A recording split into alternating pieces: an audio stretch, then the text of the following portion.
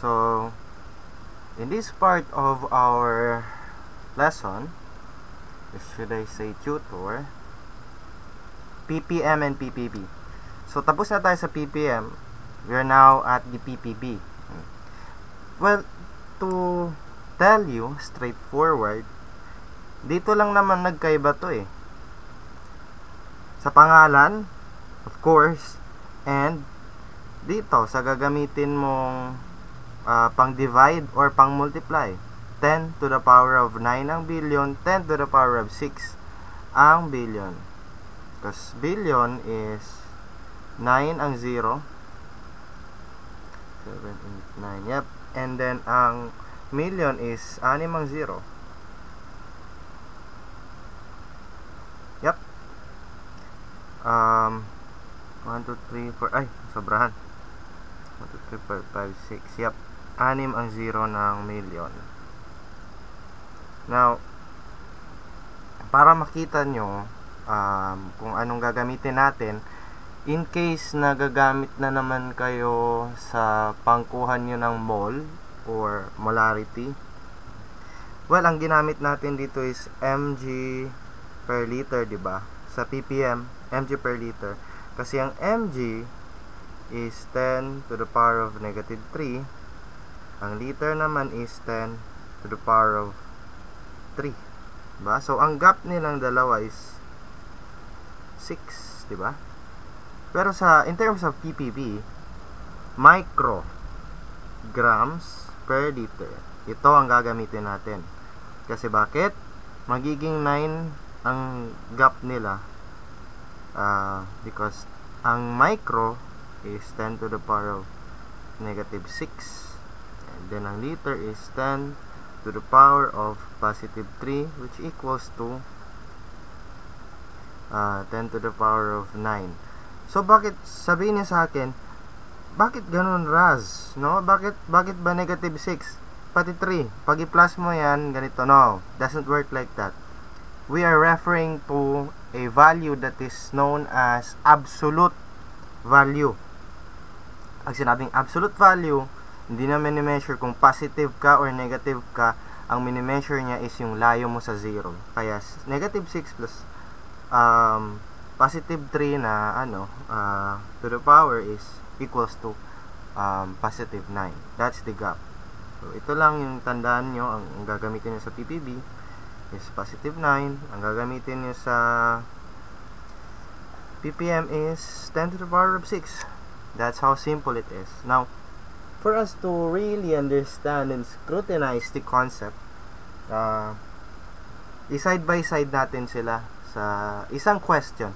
Lahat ng question doon sa PPM is gagamitin natin, pero papalitan natin lahat ng PPM ng PPB. Okay? Para familiar din yung question or familiar din yung problem sa inyo, gagamitin natin yung mga question na tinuro ko on the previous video, pero PPB na ang kanyang content. So, sa context na tayo ng PPB. Okay? And then, correction nga pala, sa last video ko, ang final answer, I think nagkamali ako ng sulat. 0.0508 yon, hindi 0.508. Okay? May 0 pa sa tabi ng 5. Between the decimal and the leading 0. Okay, so yeah, let's go on. So ayan, so dito yung yung question sa number 1, yun din yung question natin dito. 4 mg of NaCl is dissolved in 8 kg of solution. What is the concentration in ppm? Dito naman sa kabila is ppb. So i-side by side natin para makita nyo. Okay, now the same process applies. 4 mg and then 1, i-convert muna natin sila sa uniform na unit, which is grams, no? So 1,000, so grams dito, 1,000 mg should equal to 0.004. Ito naman is 8 kg times 1 kg 1,000, it should equal to 8,000, no? Grams. Now, ito, pareha lang din yan. Same process. Pero dito tayo nagkakaiba sa i-multiply na natin. Kasi 0.004 grams divided by 8,000 grams multiplied by 10 to the power of 6 is equals to, ito, ppm. Okay? ppm yan.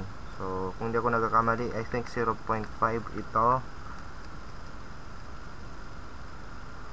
4 divided by 8,000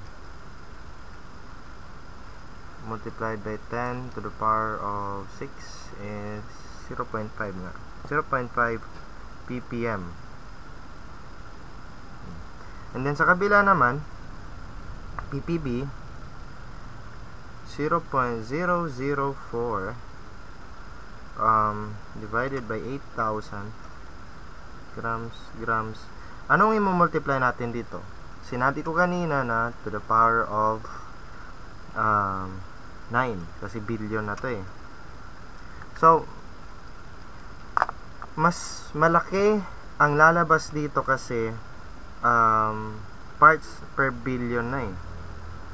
Parts per billion na siya. So, yeah. That's 0.004 divided by 8,000 times 10 to the power of 9. Yep, 500 ppb. Mas malaki yung number dito kasi billion na yan eh. Okay? Pero kapag tinranslate mo yan sa million, 0.5 lang yan. 0.5 parts per million. So, lumaki lang kasi lumaki yung, kumbaga sa Dota, lumaki lang yung mundo. Okay? So, mas madami kang makikitang crypts sa mas malaking mundo, di ba? But when you apply it on a small scale world,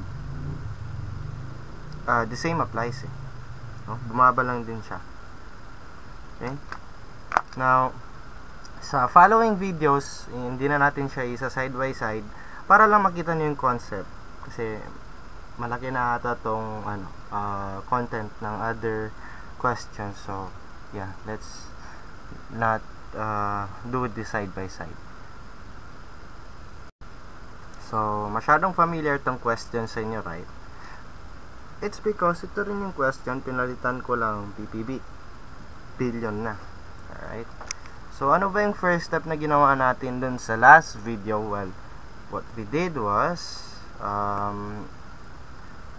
kinuha natin, translate natin yung 150 ppb is equals to 150 grams per 10 to the power of 9 grams. 9 na. Kasi billion na yan eh. Okay? Mekas na yan eh. Sobra na yan eh. Okay? So, yeah. Anong sunod na ginawa natin? 7,500 grams yung solution. And then, i-multiply natin dito sa ppb, which is 150 grams over 10 to the power of 9 grams. 150 grams, 10 to the power of 9 grams. Okay? And then, ano ba ang resulta natin dito? Siyempre, mas maliit. Okay, mas maliit ang makukuha natin. Kasi ppb nga is 150. It's so small.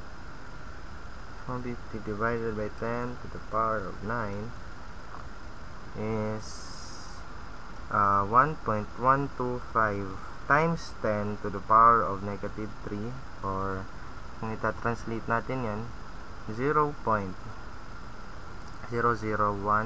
wala na palang point, 1125 grams. Yep. Yan yung ppb. Ito yung ppb version ng ppm question number 2. Okay, so moving on.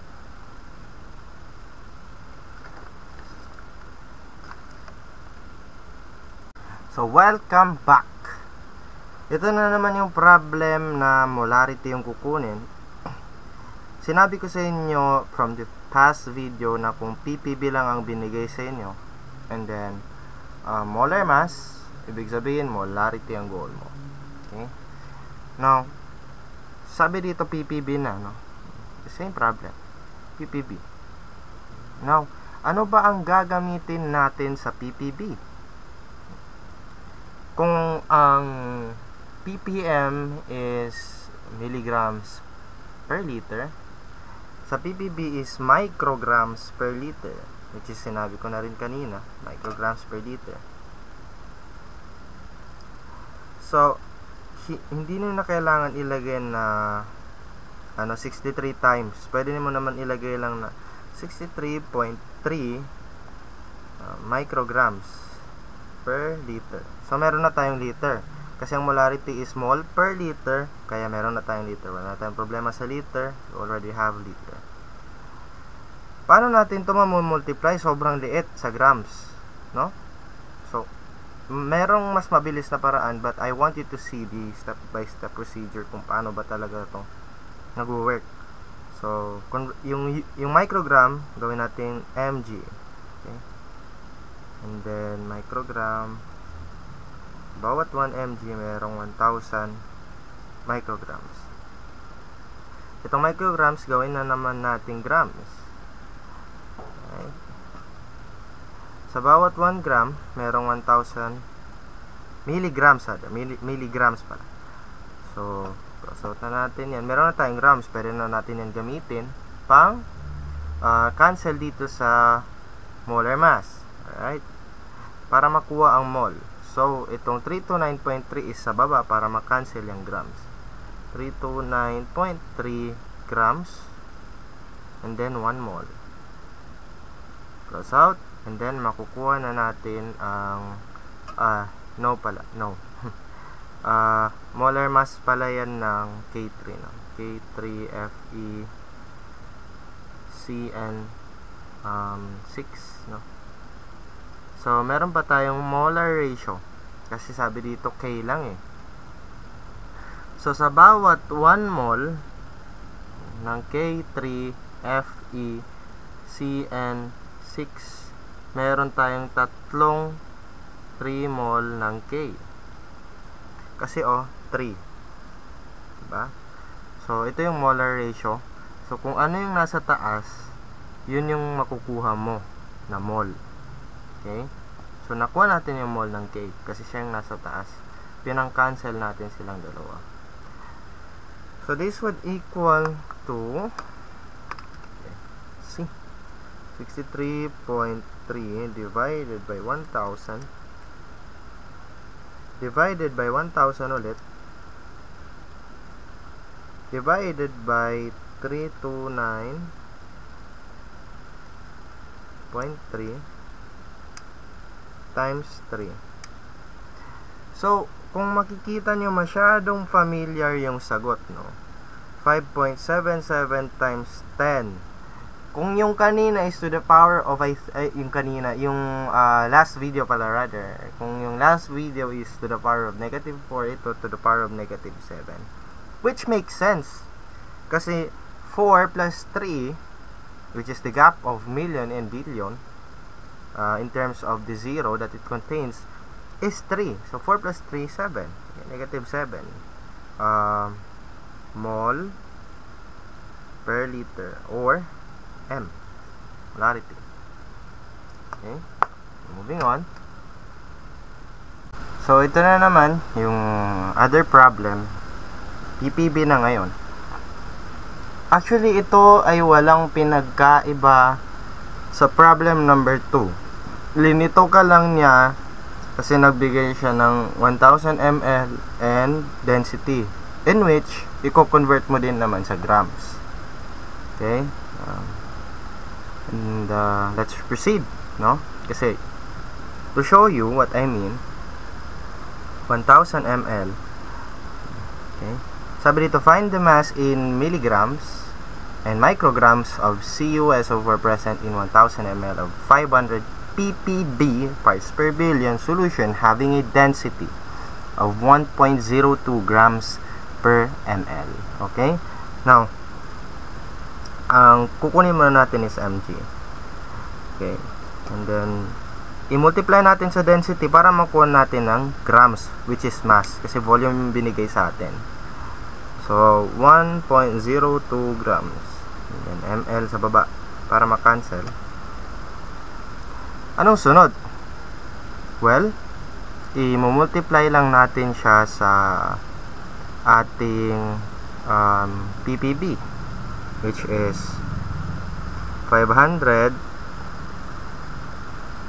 grams divided by 10 to the power of 9 grams. Pagkatapos nyan, okay, kapag ang goal mo lang naman is to get the mass, ganito lang ang forma ng ppb mo. Hindi mo na kailangan ng liter.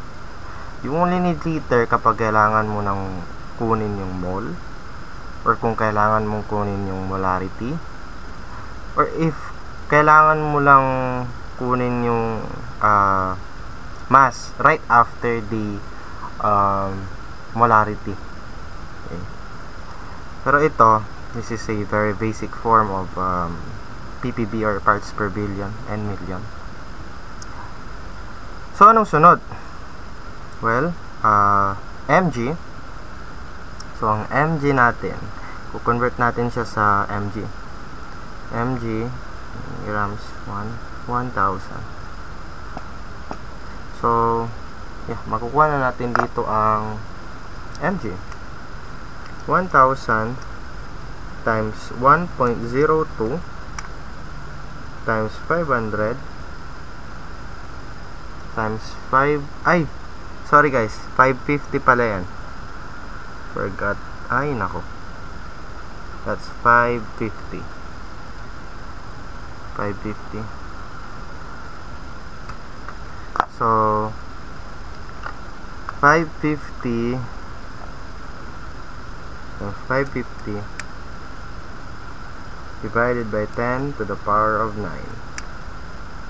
Multiplied by 1,000. Meron tayong 0.561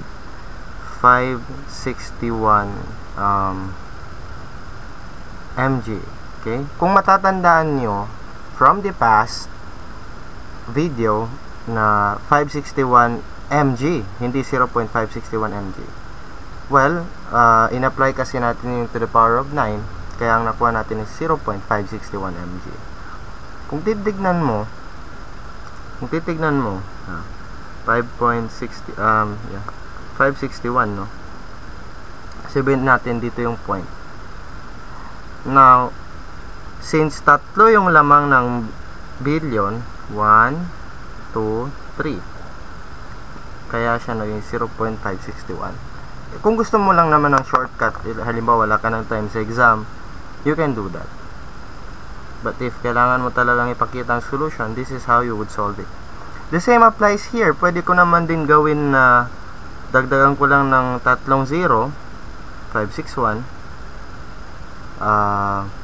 I mean, no. Kasi mas maliit yung grams, micrograms. So, 561 micrograms yan. Kasi mas maliit to na unit. Well, kung shortcut lang naman, kung gusto nyo na naman ng shortcut, no? Dagdag lang naman kayo ng 0. If you want to transform something into a bigger value or a bigger unit. So, the same applies, the same concept applies sa kapag gusto natin ng micrograms. So, 1,000 ml, multiply natin siya sa density, 1.02 grams, 1 ml, 550 grams over 10 to the power of 9 grams. Cross out natin yan. Multiply natin siya sa so nakuha na natin yung grams. Ang gusto natin is micrograms naman ngayon. So copyahin din natin yan, mg in grams, 1000 mg ang meron sa 1 grams. Gusto natin ay micrograms, so papalitin pa natin lalo tong mg. And then mg, sa bawat 1 mg mayroong 1000 micrograms. So pag sinod natin yan, 561 ang lalabas. Tatlo lang naman yung lamang niya. times 1.02 times 550 divided by 10 to the power of 9 times 1000 times 1000, which is 561 micrograms. Okay.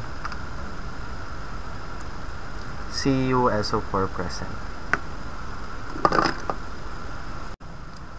So, number 5, find the number of millimoles of solute present in 5 liter of solution that contains 6.75 ppb of AgNO3. So, millimoles, or let's say moles muna. Moles ang goal natin dito, no? Ang binigay sa atin is volume ng solution, pati ppb. Kapag binigyan ka na ng volume ng solution, pati ppb na walang density, ibig sabihin moles na yan ang pakay mo. So, how do we do this? What should we do? Well, lagay muna natin 5.00 liter. So, ano ba yung katumbas ng ppb na may liter din? Para matanggal natin itong liter. 6.75 micrograms per liter. Cross out natin yan. Meron na tayong micrograms. Wow, magic. And then, i-convert na natin siya into grams kasi hindi natin pwedeng kunin ito, gamitin ito sa micro. That would be odd. Alright, so mg muna. Dahan-dahan tayo mag-step down. mg muna. And then micrograms. Sa bawat 1 mg, merong 1,000 micrograms. And then, sa mg to grams naman tayo, in which sa bawat grams, merong 1,000 milligrams. Cross out natin yan. Multiply na natin to siya sa molar mass. Now, 1 mole, kasi mole ang gusto natin kunin, and then 159.602 grams. Meron na tayong mole. Okay? Pero hindi mole ang pake natin kasi millimoles ang pake natin. So, 1 mole into millimole, pantay natin kasi ito yung gusto natin maging. And then 1 mole sa baba. Sa bawat 1 mole, ilan ba ang millimole na meron? 1,000, of course. Cross out natin. And then, this is, this would be smaller than the previous value kasi ppm yung nauna na ginawa natin sa previous video. So, mas maliit to ng prediction lang naman. 5 times 6.75 divided by 1,000. 5 times 6.75 divided by 1,000 divided by 1,000 ulit. Divided by 159.602 times 1,000. As I've anticipated, mas maliit nga. 2.11 times 10 to the power of negative 4. Okay? So, ano bang 2.11 times 10 to the power of negative 4? Kung i-real number natin yan siya, 2.11, it would be 0.002.11. I mean, hindi, wala nang point, sorry. So 0.00211 millimole. So if gusto ng teacher mo is 3 significant figure, then go for this. Kung gusto niya naman ng real value, this one. Okay?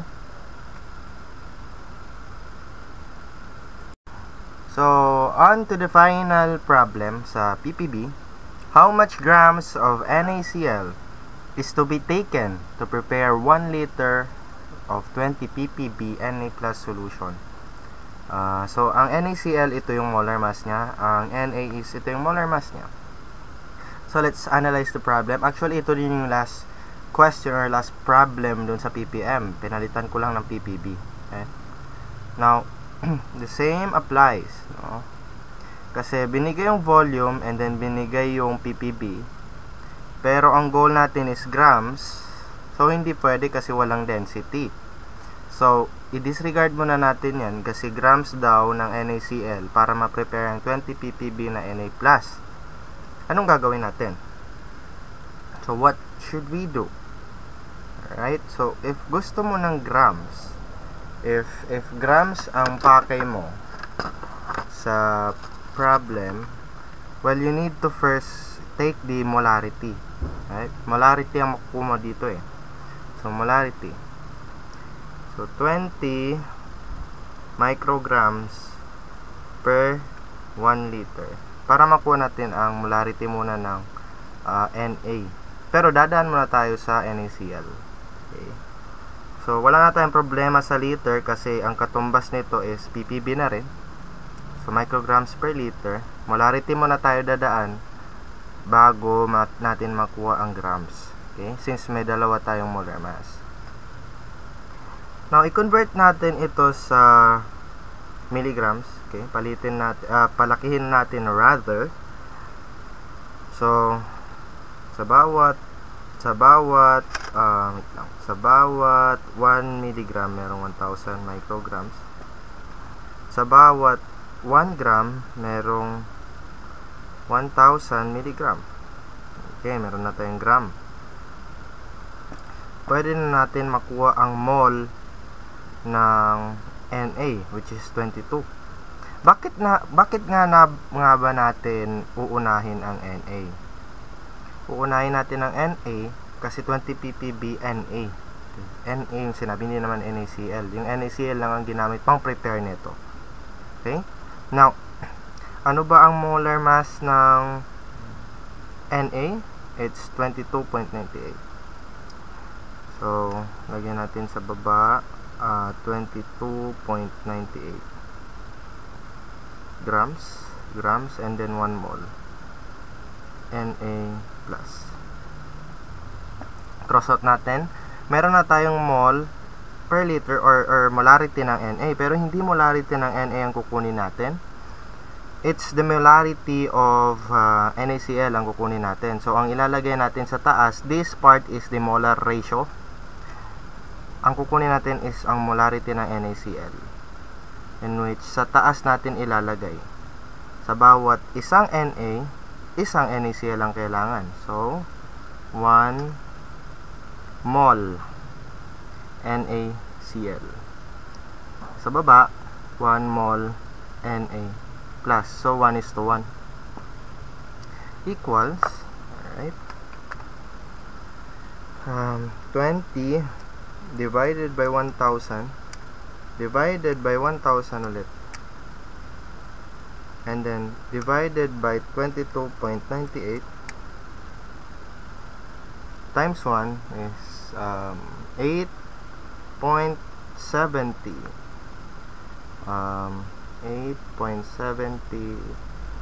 times 10 to the power of negative 7.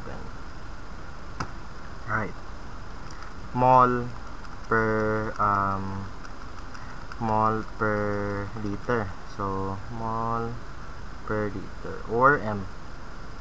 So, base dito sa molarity na binigay sa atin, pwede na natin gamitin tong 1 liter para ma-cancel yung liter. Okay? So, ilagay natin ang liter. 1 liter. Check na to. Nagamit na natin to. At itong molarity, which is 8.70 times 10 to the power of negative 7 NaCl. Mole. Ang uhulog ng aking mga gamit, guys. Mole NaCl. Right? So, sa baba is 1 liter. Per liter kasi kaya 1 liter. Multiplied by, meron na tayong mole. So, ano ba ang molarity molar mass ng NaCl? Well, since grams ang kukunin natin sa taas, dapat ang grams. So, molar mass niya is 4.443 grams per mole NaCl. Pwede na natin siyang i-cancel. And then, it would give us the final answer. So, yung explanation ng mechanism neto is na-explain ko na dun sa ppm. Pero this is the ppb version. No? 1.8.70 times 10 to the power of negative 7 multiplied by 58.443